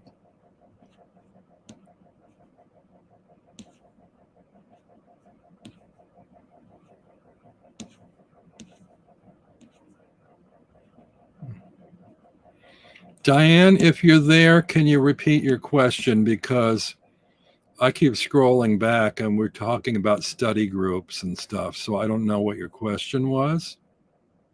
She didn't write a question. Oh, I guess did Diane just want a general reading, maybe? Okay. I don't usually like those because they don't really, unless they're for me and then I know what they're talking about. But if I'm reading for a stranger, it's a general 3-card reading. We'll go with it. We'll see what it says.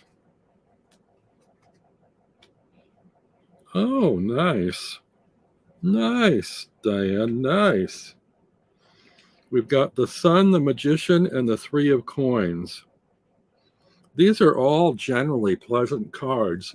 However, I should say with a little bit of reservation that the Sun in this deck isn't the most pleasant sun.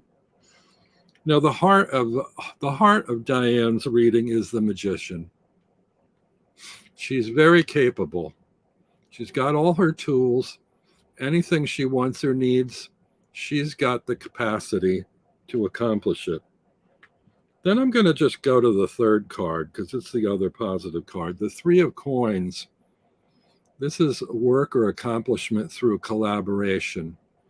Now, this in relation to the Magician card, I would say whatever Diane's focused on or wanting to work on right now, it may take a little bit of instruction or help from somebody else, a collaboration of sorts, but she has everything she needs to be able to do it or accomplish it. The first card is the Sun. The Sun is usually very happy. Happy day, sunny day. We're doing great, you know.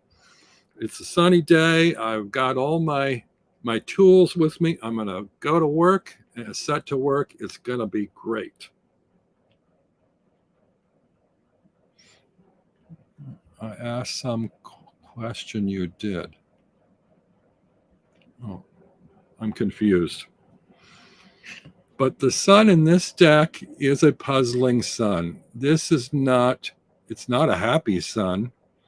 And the couple in it have a kind of a, I would say almost a codependent relationship.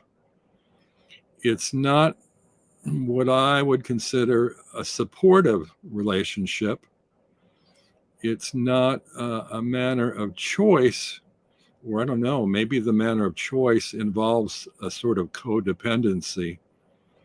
There's a manner of giving and receiving again here, or so it looks like one side is happily letting the other side take control, take what they want or take what they need. The other side is taking almost without asking, unless they're assuming that hand on the shoulder is giving them permission. Go ahead, take another little piece of my heart. You know, so there is that situation there of, I just saw out of the corner of my eye her question, what does she need to know for the weekend? Well, in this particular 3-card spread, it looks like the biggest problem is the Sun. Now, I don't know whether this involves literally the sun and the weather and the heat. If it involves the sun that discomforts you, you may want to, you may want to remain indoors and focus on building something, working on something, using your skills. If you're going out and being with people, you are working with them and creating something fun.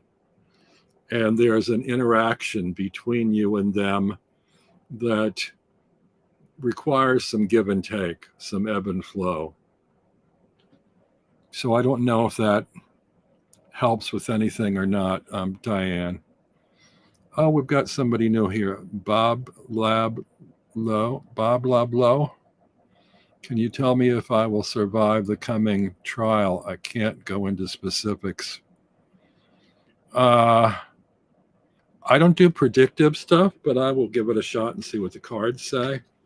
They might have more to say about what you should be doing than what's going to happen. Kristen's got to go. Need to do the damn vacuuming. Don't be a sucker, Kristen. Let the vacuuming go. Good night. Gerald says, for entertainment purposes only. I'm going to put you up here. I don't know you, but we'll see what happens.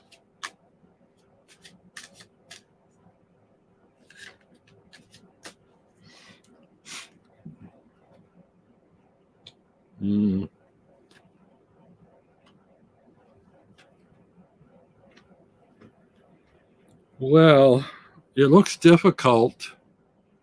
I see a situation that looks difficult. Center card is Wheel of Fortune. It's yet undetermined what's going on. The wheel goes up, the wheel goes down. I find usually it has to do with karma in some manner. Usually you have some involvement in spinning the wheel. The opening card is the Four of Coins, which is possessive of something, miserly, possibly an unfairness. I don't know if this is you or another party. There's something here where one either has it all or wins it all. And one party's pleased, the other party may not be. And the third card is the Ten of Wands, which is a lot of difficulty, a lot of struggle. So the general overview of this isn't necessarily the trial's going to go bad, but it has that kind of down feel to it. It's like the wands, a lot of work. I don't know whether it's a lot of evidence given, a lot of evidence being gathered, a lot of dealing with lawyers, a lot of arriving at the situation where you're in court. And the Four of Coins, I don't know who that relates to. It looks like somebody kind of happy that they've got this money, but they don't look like a particularly pleasant person. So I don't know what that says. Maybe you can figure something out from that Bob Lob law. Let's see, what else have we got here?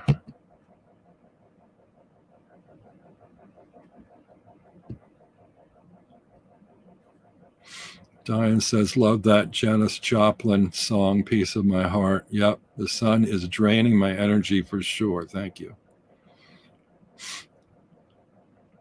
Okay, Bob says, that's me. I don't know if you're the me that's gripping the coins and being unpleasant, or if there's someone working against you. Gerald says, can you tell me yes or no to the idea I just had? Is that enough emojis to get my attention? I have trouble reading emojis, Gerald, but so I'm going to kind of ignore the emojis, but I'll yes or no to the idea you just had. We'll see what happens. You know what? Maybe I think I'm going to read from my cards. This is majors only. Yes or no to Gerald's idea?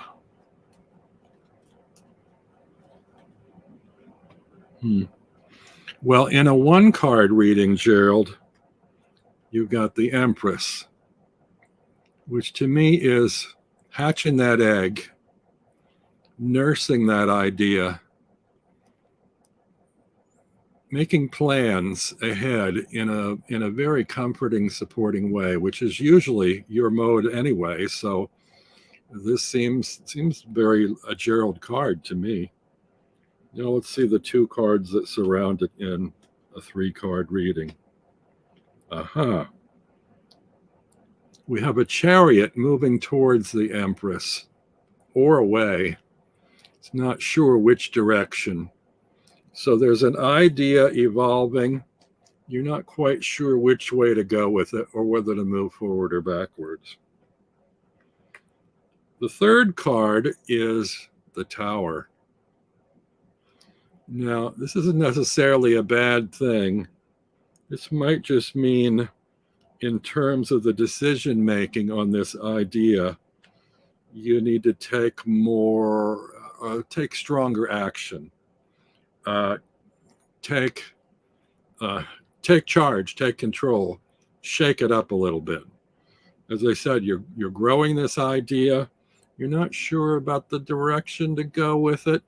Maybe you need to just give it a good shake things out, shake up the idea a little bit, see how it lands, what the options are, what the results might be, in order to try and figure out what you want to do with it. Is the Page of Cups for my question? What? Oh, I'm sorry. Grun is also reading. Page of Cups jumped out. I'd say expectations are not realistic. Okay. Well, if they're not realistic, that could be the Tower. I'm not predicting that, though. I'm saying, be aware from a nurturing point of view what you want to do. It might not be you with control. It might be something beyond your control that shakes things up. But I like to think that you play a part in this, that you have a manner of either shaking it up yourself, or if you observe something that has been shaken up, you have a way of nurturing that to give it, a good result. I don't know if that did anything for you, Gerald. Thank you. I'm going to capture the idea in a notebook and wait for the appropriate time. Well, as the Empress is central to the situation, that sounds like a good idea to me. MA says, Gerald, I got 2 swords, 10 wands, Queen Cups for you. So I'd read yes, only if you love your new idea so much you're willing to put something else aside to make room for it. Okay. Okay. Anybody else? Actually, I've been here over 2 hours, and I'd start doing these experiments, and then I overstay my welcome. So I think I probably should go, but you might encourage me enough to come back again over the weekend or sometime during the week. Maybe I should try and do these readings in a half-hour segment or an hour and keep it to that. MA's just practicing along. Gruen says, work out the logic, reason of the spark, and focus on the end product to tie in the Empress, the Chariot, and the Tower. Pizza's got to go, or pizza's here, or Gerald has to go. I'm still debating on that myself, Gerald, whether to order pizza or what to order for dinner. Okay. Thanks, everybody. And thank you, Ange, for your kind comment. We'll do this all again soon. I think maybe if I deal with majors only decks, we might get more direct answers. This little deck always gives me the right answers. No. Gruen's having tacos. Okay. You know what? I can't decide what I'm going to have yet. Have a great weekend, everybody, and a great week. I hope to see you all next Saturday morning on my channelversary. So take care and bye.